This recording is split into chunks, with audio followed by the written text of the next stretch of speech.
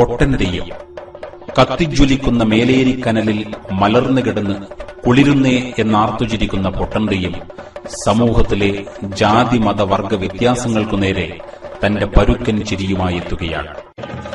ജാതിഭേദം ആചരിക്കുന്ന ശ്രീ ശങ്കരാചാര്യരെ പരമേശ്വരൻ ചണ്ടാള വേഷത്തിൽ വന്ന് പരീക്ഷിക്കുന്നു.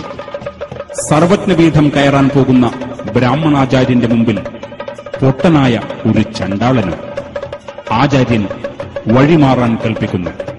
ഹാസ്യരസപ്രധാനമായ അദ്വൈത ചിന്തയിലൂടെ ജാതിഭേദം പാലിക്കുന്ന ബ്രാഹ്മണൻ എങ്ങനെ ബ്രഹ്മജ്ഞാനിയാകുമെന്ന് പൊട്ടൻ തിരിച്ചു ചോദിക്കുന്നു. പെരിയൊന്റെ കോയ്ക്കൽ എല്ലാരും ചെന്നാൽ അവിടേക്ക് നിങ്ങളും നാങ്കളുമൊന്ന്. തുടർന്നങ്ങോട്ട് ചണ്ടാളന്റെ പ്രചണ്ഡ വാഗ്ധോരണികൾ ആചാര്യസ്വാമികൾ തന്നിലെ അജ്ഞാനജന്യമായ ജാതിചിന്തകൾക്ക് വിരാമമിടാൻ നിർബന്ധിതനാകുന്നു. വത്സാം ശങ്കര, ഇന്ന് നീ പോയിക്കൊള്ളൂ. ആധ്യാത്മിക പ്രഭാവത്താൽ നീ ലോകങ്ങൾക്ക് മംഗളം നൽകൂ എന്നരുളി ചെയ്ത് പരമേശ്വരൻ മറയുന്നു.